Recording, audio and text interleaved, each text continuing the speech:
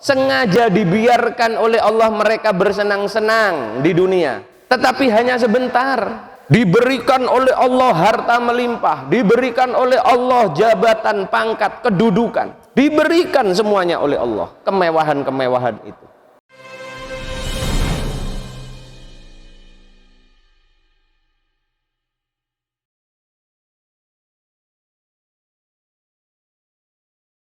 Assalamualaikum warahmatullahi wabarakatuh.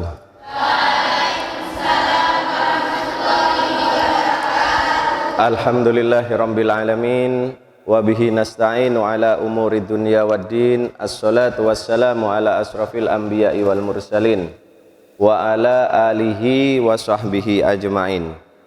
Allahumma shalli wa sallim wa barik ala sayyidina wa habibina wa syafi'ina wa maulana Muhammadin sallallahu alaihi wa alihi wasallam. Allahumma allimna ta'wilah wa faqihna fid din. Allahumma inna nas'aluka ilman nafi'an wa rizqan thayyiban mubarakan wa amalan mutaqabbalan walhamdulillahi rabbil alamin. Alhamdulillah, pagi hari ini para santri dan para pendengar di rumah, kita lanjutkan kembali kajian kita surat Luqman. Pagi hari ini kita sudah sampai pada ayat yang ke-24 dari 34 ayat surat Luqman. Tersisa 10 ayat lagi, ya. A'udzu billahi minasyaitonir rajim. Bismillahirrahmanirrahim. Numatti'hum qalilan thumma nadtarruhum ila adzabin ghalid. Shadaqallahul azim. Satu ayat dan cukup pendek yang akan kita pelajari. Akan kita bedah ayat ini, apa yang dimaksud, kandungan-kandungan apa saja yang ada di dalam ayat ke-24.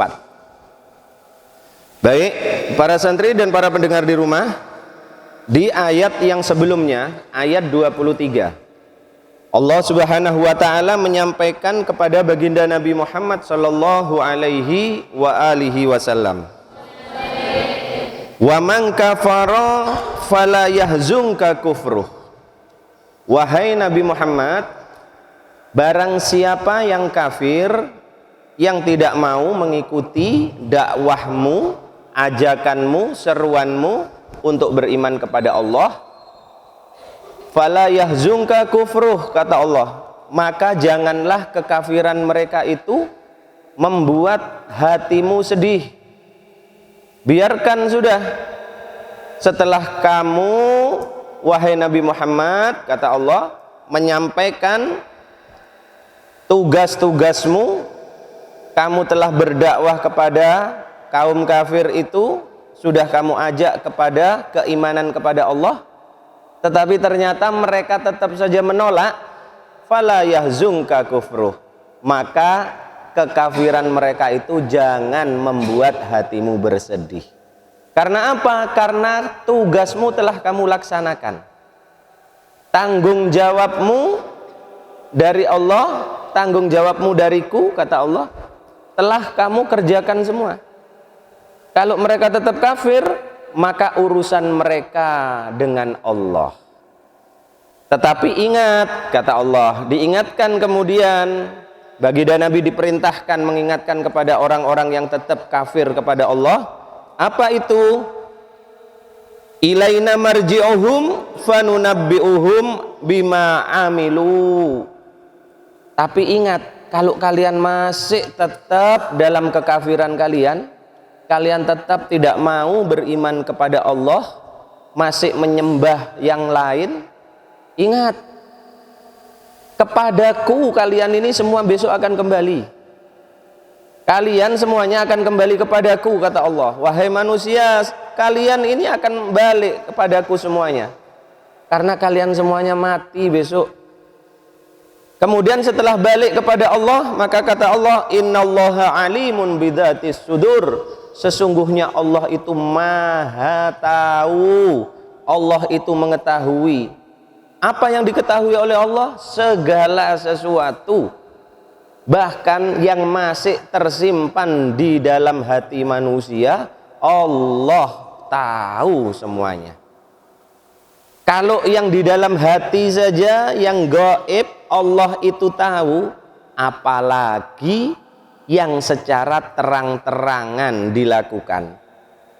Ucapan sudah pasti Allah tahu, yang di dalam hati saja tahu. Mata apa yang dipandang, Allah tahu. Tangan kita apa yang kita kerjakan, Allah sungguh sangat tahu. Kaki kita ajak melangkah kemana, Allah maha tahu. Wong yang di dalam hati saja Allah tahu, apalagi yang terlihat. Paham tum? Oleh karena itu menjadi pesan bagi kita para santri dan para pendengar di rumah, segala sesuatu yang kita lakukan Allah semuanya tahu. Bahkan apa yang tersimpan di dalam hati kita Allah tahu. Kalian membenci seseorang walaupun masih di dalam hati, Allah sudah tahu. Kalian punya niat tidak baik, punya niat jelek, walaupun masih itu berupa niat di dalam hati, belum kalian lakukan, Allah sudah tahu. Sehingga kita harus berhati-hati. Nah, setelah Allah menjelaskan kepada baginda Nabi tentang orang-orang kafir yang tetap dalam kekafirannya, jangan sampai membuat hati baginda Nabi bersedih. Lanjutkan tugas kenabianmu, lanjutkan tugas dakwahmu, wahai Nabi Muhammad. Jangan lagi engkau pikirkan mereka yang masih tetap dalam kekafiran. Maka kemudian Allah di ayat yang ke-24 ini menyampaikan, numatti'hum qalilan. Sesungguhnya orang-orang kafir itu, kata Allah, numatti'hum, kami biarkan mereka itu bersenang-senang, qalilan, sedikit saja. Maksudnya qalilan di sini adalah waktu, ya. Maksudnya qalilan di ayat ini pertanda waktu. Jadi kalau Allah mengatakan orang-orang kafir itu kami biarkan mereka bersenang-senang, qalilan sedikit, maksudnya hanya sebentar saja. Hanya sebentar saja. Dibiarkan oleh Allah mereka bersenang-senang. Para santri dan para pendengar di rumah, sering kita melihat justru orang yang tidak beriman kepada Allah, mereka itu sepertinya bergelimang dengan harta. Kita sering melihat orang-orang yang tidak beriman kepada Allah, justru mereka ini kaya-kaya, hartanya melimpah. Sepertinya mereka tidak ada kesusahan di dalam hidup. Apa yang mereka inginkan bisa mereka beli. Apa yang mereka inginkan bisa mereka miliki. Pingin mobil sport terbaru, mereka bisa beli. Pingin bangun rumah megah, mereka bisa. Pingin berlibur ke Eropa, mereka mampu. Subhanallah. Kalau kita melihat orang-orang yang tidak beriman kepada Allah ini, sepertinya hidupnya enak. Ya benda? Ya? Iya benda? Coba kita lihat bintang-bintang sepak bola Eropa itu. Banyak di antara mereka, Masya Allah, hanya satu orang begini harganya triliunan rupiah. Satu orang dihargai triliunan. Masya Allah. Kalau dipakai beli beras untuk ngasih makan orang puger ini, sak puger mungkin 5 tahun itu nggak habis. Satu orang. Nah, ini dikatakan oleh Allah, aku biarkan mereka-mereka yang tidak beriman kepadaku itu bersenang-senang di dunia, tetapi qalilan, hanya sebentar. Coba mereka akan bersenang-senang dengan dunia ini berapa lama? Mungkin umurnya 60 tahun. Mungkin lebih panjang sedikit 70 tahun. Mungkin lebih panjang sedikit lagi 80 tahun. Setelah itu mati. Kalau sudah mati, ditinggal semuanya. Kenikmatan yang mereka rasakan selama hidup masih bisa dirasakan lagi nggak kalau mereka sudah mati?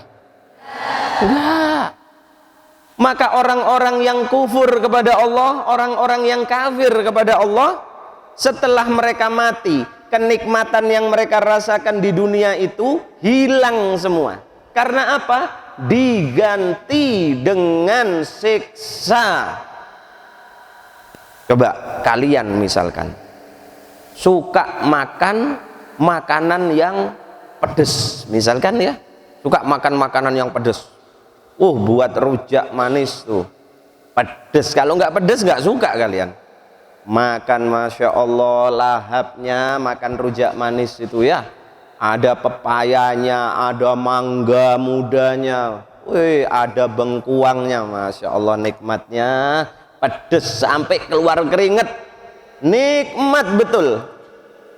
Begitu selesai makan, dapat 1 jam, perutmu kemudian mules, sakit. Akhirnya apa? Setiap 10 menit sekali kalian harus masuk ke WC. Perutmu kemudian terus merasakan sakit, mules. Kira-kira saat kalian merasakan seperti itu, masih terasa ndak nikmatnya rujak manis yang pedes tadi? Nggak terasa lagi sudah. Karena apa? Karena merasakan sakitnya perut. Makanmu rujak manis itu nggak lebih lama dari 10 menit. 1 cobek itu habis sudah. Orang kalau makan lagi kepedesan itu kan nggak bisa pelan-pelan kan. Terus gitu kan ya. Nggak lebih 10 menit habis. Tapi kalian merasakan sakitnya perut berapa lama? Berjam-jam, mungkin 1 hari kalian merasakan. Betul enggak? Baru keluar dari kamar besar, dari WC 10 menit, ya Allah, lari lagi, nanti balik lagi 10 menit, balik lagi terus. Kalau sudah seperti itu, nikmatnya rujak manis yang pedes tadi masih terasa? Ingin lagi merasakan? Ingin lagi merasakan? Nyoba lagi? Kalau masih mau nyoba lagi, berarti bukan ulul albab, bukan orang yang menggunakan. Nah, sudah merasakan ndak enaknya, sengsaranya, masih dilakukan lagi. Itu namanya orang yang ndak pakai akal pikiran. Nah, para santri, para pendengar di rumah, dikatakan oleh Allah di sini, orang-orang kafir yang tidak mau mengikuti baginda Nabi Muhammad, yang mereka tidak mau menyembah Allah, sengaja dibiarkan oleh Allah mereka bersenang-senang di dunia, tetapi hanya sebentar.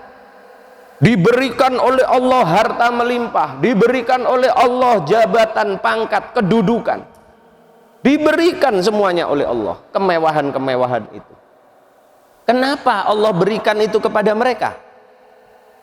Karena yang menjadi tujuan orang-orang kafir itu, orang-orang yang tidak beriman kepada Allah, mereka hidup di dunia, satu-satunya yang menjadi tujuan,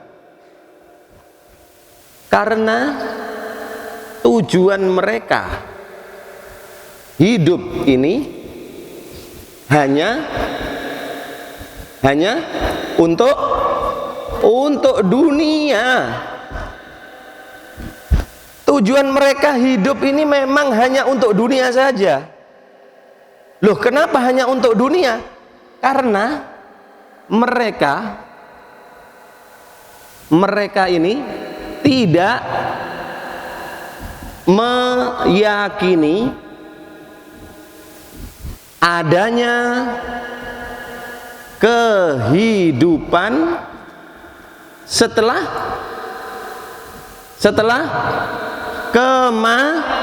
kematian. Mereka ini tidak percaya adanya kehidupan setelah kematian, sehingga mereka anggap hidup itu ya hanya sekali di dunia ini, setelah itu selesai, nggak ada lagi.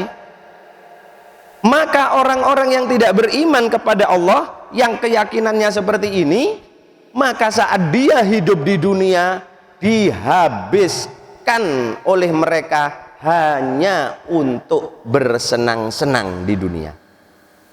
Karena mereka menganggap ya hidup itu hanya sekali, setelah itu nggak ada kehidupan lagi. Nah, berbeda dengan orang yang beriman kepada Allah, berbeda dengan umat baginda Nabi Muhammad Sallallahu alaihi wasallam, berbeda dengan kita kaum muslimin muslimat. Bagaimana kita menganggap sedangkan seorang muslim meyakini hidup di dunia ibarat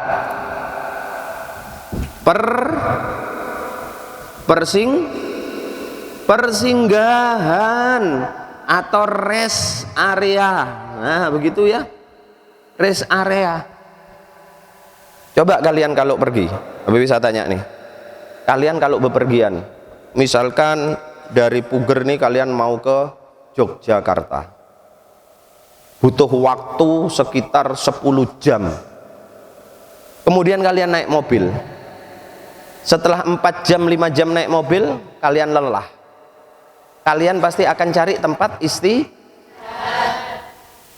di tol itu banyak rest area.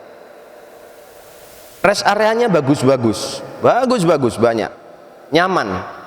Maka setelah kalian masuk ke rest area, kalian istirahat, apakah terus kalian mengatakan, sudah aku tak tinggal di sini saja, sudah terus aku tak tinggal terus di rest area ini, aku tidak mau sudah sampai ke Jogja, nginep sudah aku di sini, apa begitu? Itulah kita muslimin muslimat, orang yang beriman kepada Allah. Kita menganggap dunia ini hanya rest area, tempat beristirahat, tempat persinggahan sementara. Tetapi tujuan akhir kita mana? Tujuan akhir kita mana? Akhirat. Karena kita meyakini bahwasannya setelah kita mati, maka kita akan dibangkitkan lagi oleh Allah, dan saat itulah kita memasuki kehidupan yang kekal abadi selamanya. Kalau di dunia berapa tahun?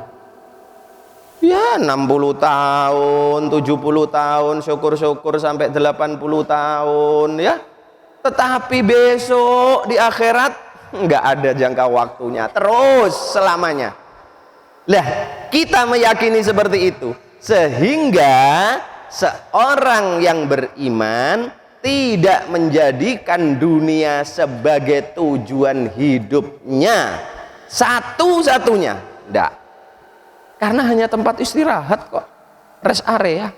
Sebagus-bagusnya rest area, tempat istirahat, enggak mungkin kita akan tinggal di situ selamanya, enggak mungkin.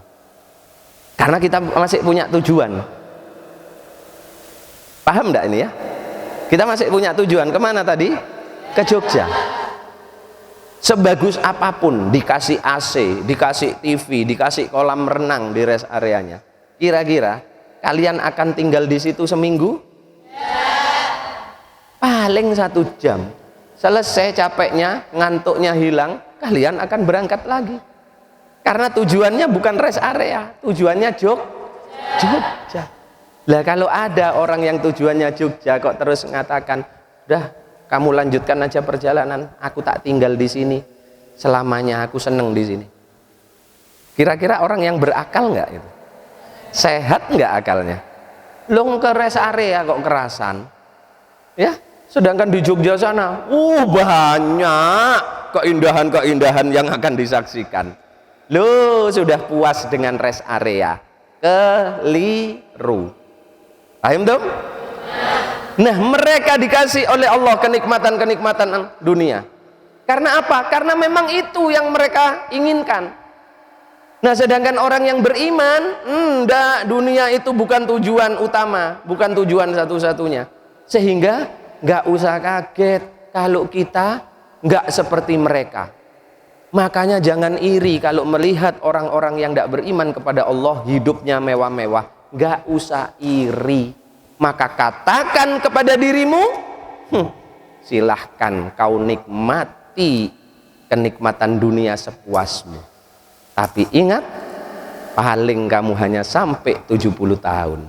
Setelah itu diganti oleh Allah dengan kesengsaraan. Sedangkan diriku tidak masalah selama di dunia hidupku tidak bergelimang kemewahan seperti kalian.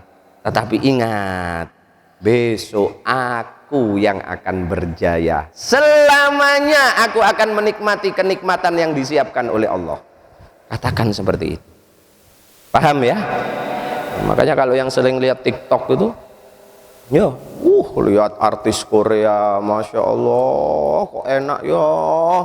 Bulan ini ke Eropa, ke Turki, bulan depan ke Spanyol, bulannya lagi ke Perancis.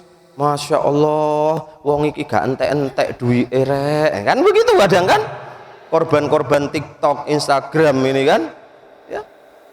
Jangan berpendapat seperti itu. Harusnya kamu mengatakan, gak apa-apa, nikmatono saiki ya, nikmatono, puas-puasno. Aku pancen saiki gak iso nang Eropa. Aku sekarang memang gak bisa ke Kapadokia, ya. Aku sekarang memang gak bisa menikmati Spanyol.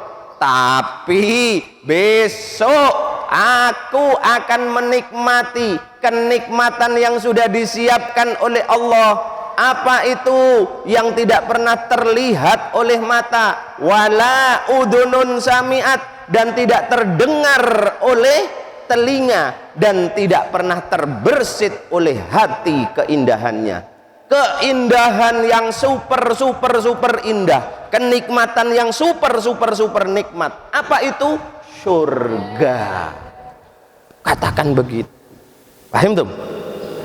Jadi tergoda enggak kalau melihat yang mewah-mewah padahal mereka bukan orang yang beriman? Tergoda enggak? Jangan tergoda.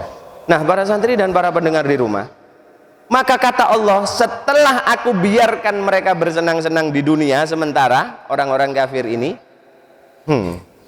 tsumma nadtarruhum, kemudian aku paksa mereka. Kalau dipaksa itu bagaimana? Silahkan, begitu? Dipaksa itu bagaimana? Geret, tendang dari belakang, jungkrakno, didorong, ya, namanya dipaksa. Kalau monggo silahkan, enggak, itu namanya dilayani, dipersilahkan, ya. Biasanya kalau monggo silahkan, kemudian dikasih apa? Dikasih apa? Minuman, kasih suguhan, ya, kue, buah-buahan. Nikmat gak? Tapi kalau natorruhum, kami paksa mereka. Kalau dipaksa itu tarik atau ditendang dari belakang, didorong dari belakang. Kalau sudah begitu, apakah terus dikasih minuman yang nikmat? Dikasih buah-buah yang segar? Dikasih makanan-makanan yang lezat? Enggak, kamu makan itu bara api neraka. Begitu. Tsumma natarruhum ila adzabin ghalid. Kemudian kami paksa mereka itu orang-orang yang tidak beriman kepada kami, kata Allah. Setelah menikmati kenikmatan dunia, kami paksa mereka masuk ke dalam siksa yang sangat pedih. Paham tuh? Orang-orang yang tidak beriman akan diperlakukan seperti apa besok oleh Allah? Yang orang-orang yang beriman sebaliknya, salamun qaulam mir rabbir rahim. Surat apa itu? Maka para malaikat mengucapkan selamat datang wahai manusia-manusia mulia, selamat datang wahai kekasih-kekasih Allah. Di mana itu malaikat mengucapkannya? Saat memasuki pintu, salamun qaulam mir rabbir rahim, selamat datang wahai hamba-hamba Allah yang mulia. Allah mengucapkan selamat datang kepada kalian. Masya Allah, kepingin enggak seperti itu? Apakah lebih ingin kenikmatan di dunia? Kemewahan di dunia? Kalau Habib bisa pingin dua-duanya, ya. Maka orang yang beriman terhadap dunia tidak menjadi tujuan satu-satunya. Bukan berarti orang yang beriman itu tidak mau dengan dunia, jangan salah. Tetapi dunia bagi orang yang beriman, ad-dunya bagi orang yang beriman dijadikan sebagai wasilah. Apa wasilah? Perantara. Bagaimana maksudnya? Untuk mendapatkan ridho Allah. Dengan cara bagaimana? Dengan cara menggunakan dunia itu untuk kepentingan Allah, menggunakan hartanya di jalan Allah. Dengan cara bagaimana? Membantu saudara-saudaranya yang tidak mampu. Di jalan Allah digunakan dunia untuk sarana ibadah. Dia punya harta, beli baju yang bagus, digunakan untuk apa? Digunakan saat sholat menghadap kepada Allah. Digunakan seperti itu. Ini orang yang beriman. Jadi dunia dijadikan sebagai wasilah, perantara untuk mendapatkan ridho Allah. Kemudian yang kedua, dunia bagi orang yang beriman bukan segala-galanya, bukan segala-galanya. Maka apa? Orang yang beriman itu terhadap dunia enteng. Dia diberikan oleh Allah dunia, harta, alhamdulillah. Suatu saat hartanya diambil lagi oleh Allah, dia akan mengucapkan innalillah. Ya, setelah innalillah, alhamdulillah juga. Alhamdulillah juga. Diberi harta, alhamdulillah. Hartanya diambil lagi oleh Allah, habis, stres. Ya, itu bukan orang beriman. Begitu hartanya diambil oleh Allah, usahanya bangkrut, linglung. Bukan orang yang beriman. Maka orang yang beriman itu diberi harta oleh Allah, diberi jabatan oleh Allah, alhamdulillah, dijadikan sebagai wasilah untuk berbuat baik. Suatu saat jabatannya sudah diambil lagi oleh Allah,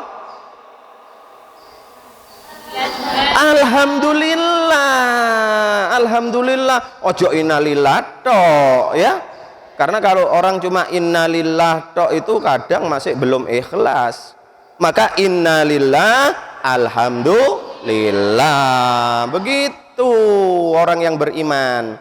Tapi kalau orang yang dikasih harta seneng, bahagia, hartanya diambil lagi oleh Allah, kok stres, linglung, bahkan sampai bunuh diri, itulah mereka orang-orang yang kufur kepada Allah.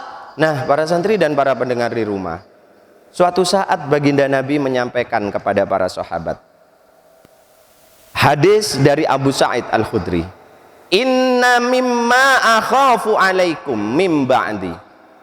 Wahai para sahabat, inna mimma, sesungguhnya di antara akhafu alaikum, yang aku takutkan terhadap diri kalian, kata baginda Nabi, apa itu? Mim ba'di, setelah aku tiada atau sepeninggalku.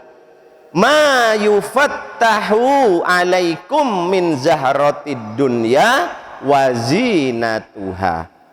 Ma yufattahu, yaitu dibukanya. Dibukanya apa?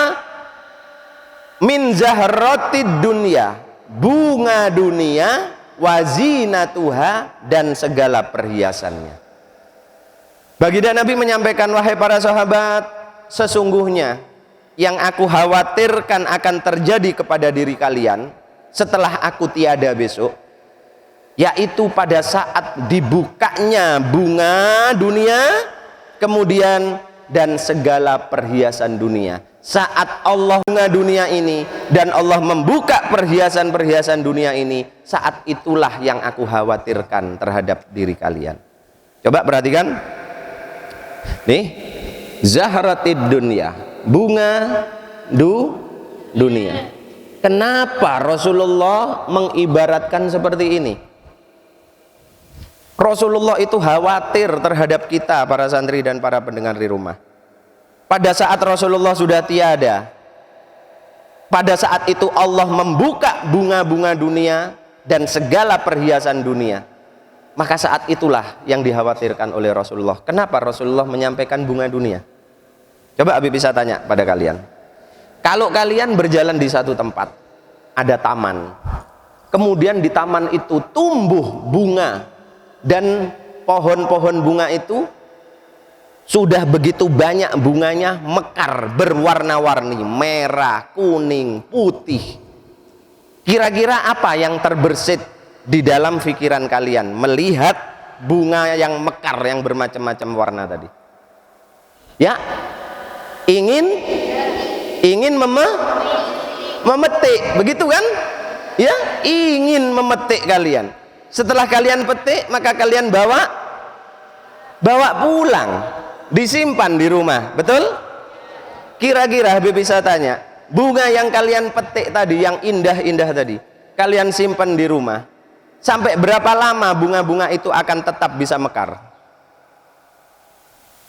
Pagi dipetik misalkan, sore masih seger atau sudah layu? Sudah layu. Kalau sudah layu, masih bisa kalian nikmati enggak keindahan dunia itu? Keindahan bunga-bunga tadi masih bisa dinikmati? Enggak bisa. Itulah yang dikhawatirkan oleh Rasulullah.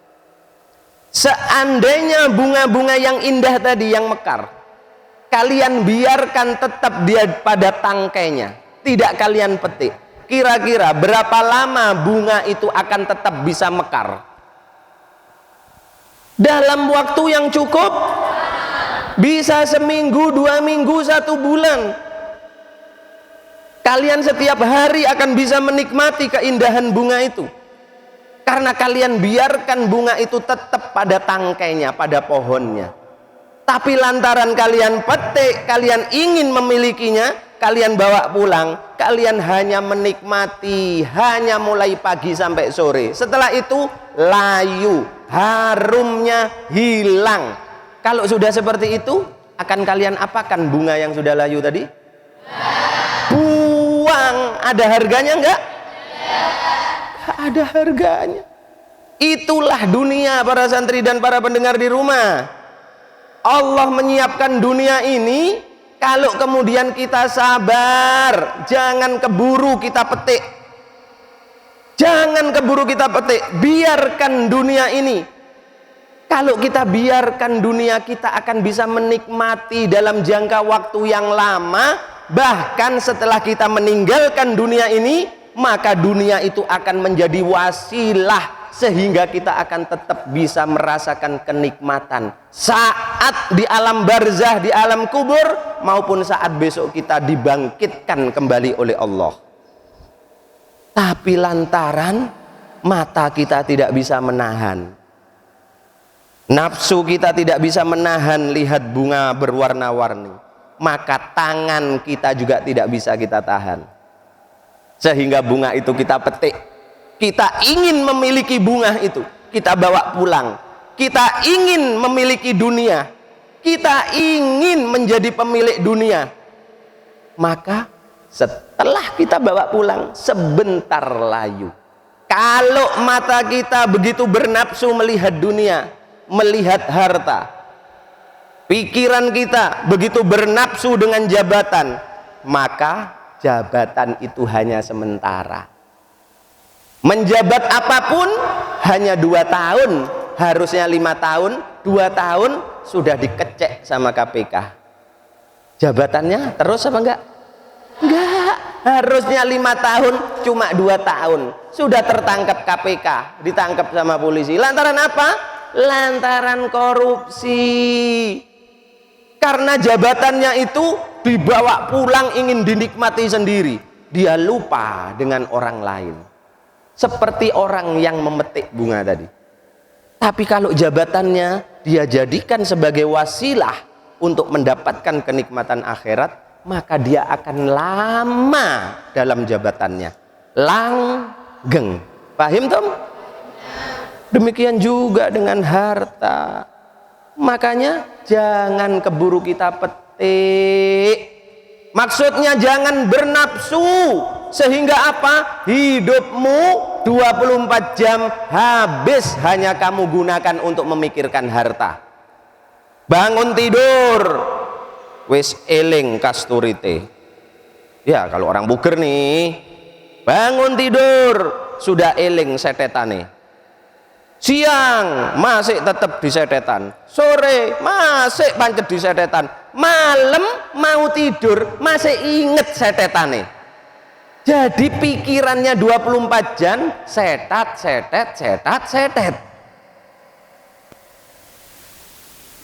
Nggak pernah terpikir kepada Allah sama sekali. Orang seperti itulah yang dikatakan oleh Rasulullah tadi. Melihat indahnya setetan, maka buru-buru ingin memiliki secara penuh. Bagaimana? Hidupnya dihabiskan untuk itu.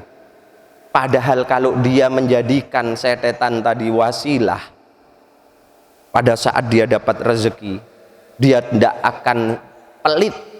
Setiap dapat rezeki 2,5% dia keluarkan. Untuk apa? Untuk fakir miskin, untuk tempat-tempat pendidikan, untuk rumahnya Allah, masjid, fi sabilillah. Lah itulah orang yang tidak mau memetik bunga tadi. Dia nikmati bunga itu tetap di dalam tangkainya, pada tangkainya, sehingga lama dia bisa menikmatinya. Paham tuh? Inilah perumpamaan indah yang disampaikan oleh Rasulullah. Oleh karena itu, ayo terhadap dunia kita jadikan hadis baginda Nabi ini sebagai dasar. Kalau kita diberikan oleh Allah rezeki, maka jangan seperti orang yang ingin menguasai rezeki itu. Karena apa? Di dalam rezeki kalian terdapat haknya orang lain, para fakir miskin. Kalau kalian ingin menikmati rezekimu itu dalam jangka waktu yang tidak terbatas, sampai besok pun kalian menikmatinya di akhirat, maka ingat hadis ini. Saat kalian dapat rezeki, jangan pelit. 2,5%. Niatkan untuk menzakati rezekimu, membersihkan rezekimu. Kalau seperti itu, subhanallah, rezeki yang kamu rasakan di dunia besok akan mengantarkan dirimu untuk mendapatkan kenikmatan surga. Fahim dong? Masih tergoda dengan kemewahan-kemewahan orang yang tidak beriman? Yakinlah besok kita akan menikmati kenikmatan yang abadi. Amin ya rabbal alamin. Inilah yang Habib bisa jelaskan kandungan dari ayat yang ke-24. Wallahu a'lam bissawab. Bismillahirrahmanirrahim. Allahumma salli wa sallim wa barik ala sayyidina Muhammad wa ala ali sayyidina Muhammad. Allahumma inni istauda'tuka ma 'allamtanihi fardudhu alayya inda hajati ilai. Wa sallallahu ala sayyidina Muhammadin wa ala alihi wa sahbihi wa sallam. Walhamdulillahi rabbil alamin. Akhirul kalam. Wassalamualaikum warahmatullahi wabarakatuh.